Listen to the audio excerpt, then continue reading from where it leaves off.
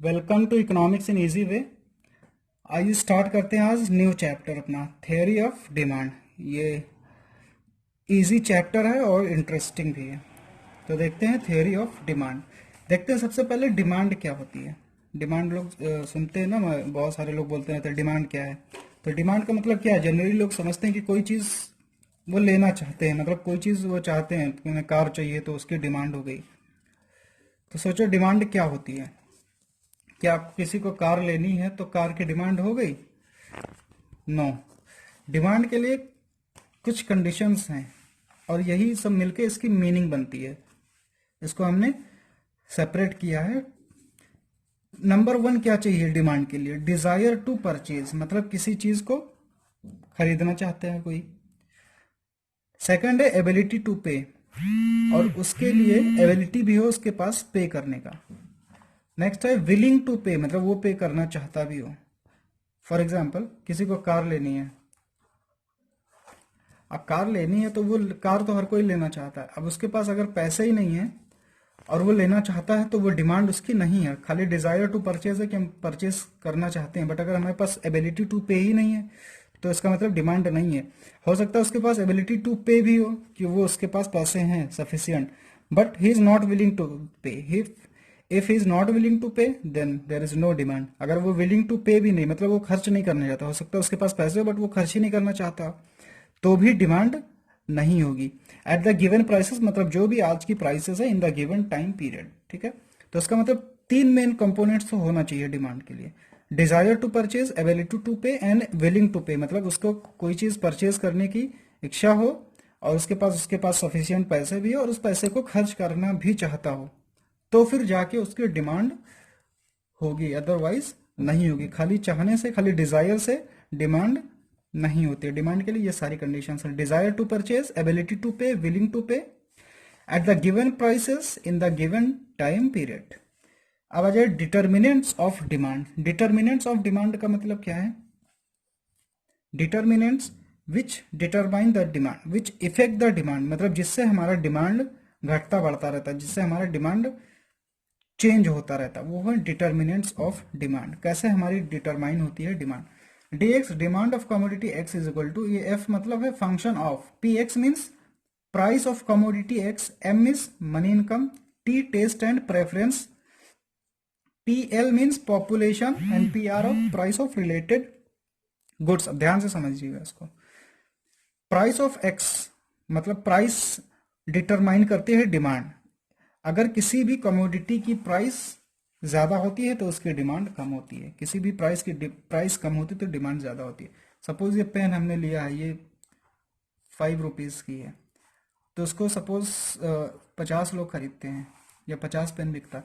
अगर इस पेन की प्राइस 7 रुपीज हो जाएगी, इंक्रीज हो जाएगी, तो इसकी डिमांड क्या हो जाएगी? कम हो जाएगी। बहुत सारे लोग इसको खरीदना बंद कर देंगे तो इसकी डिमांड क्या हो जाएगी? 40 या 30। तो इसका मतलब क्या है कि if the price increases then demand decreases and if the price decreases then demand increases. ठीक है, तो ये फर्स्ट अपना हो गया। सेकंड है मनी इनकम। अब देखिए, अगर इनकम हमारी इंक्रीज होगी तो हम ज्यादा एक्सपेंडिचर करेंगे, हम ज्यादा डिमांड करेंगे। हमारी इनकम कम होगी तो हम उस चीज की डिमांड भी कम करेंगे। ठीक है, तो यहाँ पे इनवर्स रिलेशन, नेगेटिव रिलेशन होता है और मनी इनकम का डिमांड से सीधे पॉजिटिव रिलेशन होता है। ज्यादा इनकम तो ज्यादा डिमांड, कम इनकम तो कम डिमांड। नेक्स्ट है टेस्ट एंड प्रेफरेंस, मतलब किस को क्या चीज हमको पसंद है, प्रेफरेंस किस चीज को देते हैं। जो चीज में हमारा टेस्ट प्रेफरेंस होता है उस चीज को हम ज्यादा बाय करते हैं। जो चीज हमको नहीं पसंद होगी उस चीज की डिमांड कम होगी। यानी कि जिस चीज में लोगों का टेस्ट एंड प्रेफरेंस होता है उसकी डिमांड ज्यादा होगी, जिस चीज में टेस्ट एंड प्रेफरेंस नहीं होगा उस चीज की डिमांड कम होगी। नेक्स्ट है पॉपुलेशन। पॉपुलेशन का भी पॉजिटिव रिलेशन है डिमांड के साथ। जितनी ज्यादा पॉपुलेशन होगी तो डिमांड उतनी ही ज्यादा होगी। ठीक है, किसी कंट्री में अगर 100 लोग होंगे तो सपोज वहां पे 100 पेन खरीद रहे होंगे, सपोज सब लोग पढ़ रहे हैं। अगर उस कंट्री में 500 लोग होंगे तो वो इससे ज्यादा ही पेन परचेज करेंगे। मतलब जैसे इसकी पॉपुलेशन बढ़ेगी तो इसकी जो परचेजिंग पावर होगी वो भी बढ़ेगी। ठीक है, तो अगर पॉपुलेशन ज्यादा होगी तो डिमांड ज्यादा होगी, पॉपुलेशन कम होगी तो डिमांड भी कम होगी। नेक्स्ट है price of related goods. Price of related goods क्या होता है, मतलब एक की प्राइस से दूसरे गुड्स की डिमांड पे क्या इफेक्ट पड़ता है। अब प्राइस ऑफ रिलेटेड गुड्स में दो चीजें होती है, substitute goods and complementary goods. Substitute goods and complementary goods. Substitute goods देखते हैं क्या होता है। These are those goods which can be substituted with each other, मतलब जो एक दूसरे की सब्सटीट्यूट होती है, मतलब जिसको हम एक के जगह दूसरे को यूज कर सकते हैं। For example T and coffee. T और कॉफी क्या है, सब्सटीट्यूट है। सब्सटीट्यूट का मतलब कि अगर हमको टी हम पीते हैं, अगर हमको बाय द वे टी नहीं मिल रहा तो हम कॉफी से भी काम चला लेंगे, ठीक है, तो उसको बोलते हैं सब्सटीट्यूट गुड्स। तो देखते हैं इसका इफेक्ट कैसे होता है। तो देखते हैं प्राइस ऑफ टी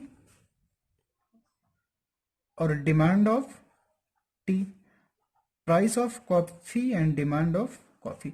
अगर प्राइस ऑफ टी इंक्रीज होगी, अगर प्राइस ऑफ टी इंक्रीज होगी तो डिमांड ऑफ टी क्या हो जाएगी, डिक्रीज हो जाएगी, और डिमांड ऑफ कॉफी इंक्रीज हो जाएगी, ठीक है। यानी कि इसके प्राइस इंक्रीज होने से इसका इफेक्ट कॉफी के डिमांड पे हो गया, यानी कि जब जैसे ही टी की प्राइस इंक्रीज हुई तो कॉफी की डिमांड इंक्रीज हो गई, यानी कि इसका रिलेशन सीधे सीधे इसका इफेक्ट इसके साथ पड़ रहा है, ठीक है। क्यों ऐसा होगा, क्यों, सपोज अगर टी 5 रुपए की मिल रही थी और कॉफी 10 रुपए की, अब ये इंक्रीज होके 7 रुपए की मिलने लगी, तो अब जो टी पी रहा होगा, जो चाय पी रहा होगा, वो सोचेगा अब ये चाय इतनी महंगी हो गई और कॉफी 10 रुपए, चलो 3 रुपए और मिला के कॉफी पी ले।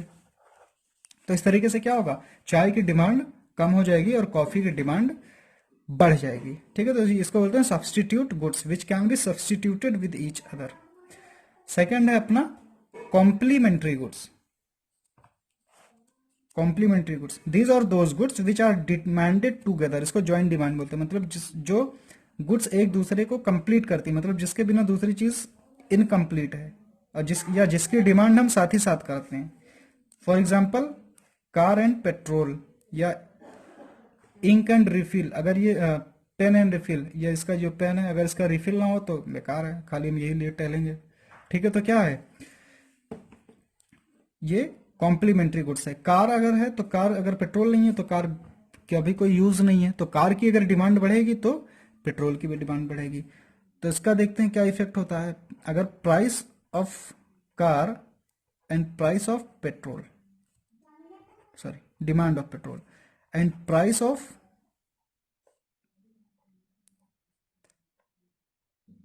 petrol and demand of petrol, price of car and demand of car, price of petrol, demand of petrol।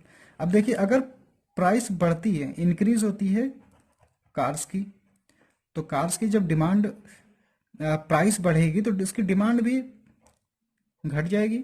क्यों, क्योंकि कोई चीज महंगी होगी तो हम उस चीज को कम परचेज करते हैं।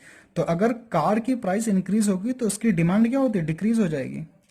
और जब डिमांड कार की डिक्रीज होगी तो डिमांड ऑफ पेट्रोल भी डिक्रीज हो जाएगी, क्योंकि जब कार नहीं आएगी तो पेट्रोल कौन खरीदेगा, बिना कार के कौन पेट्रोल लेने पहुंच जाएगा, पेट्रोल टंकी, पेट्रोल पंप पे कौन जाएगा बिना कार के पेट्रोल लेने।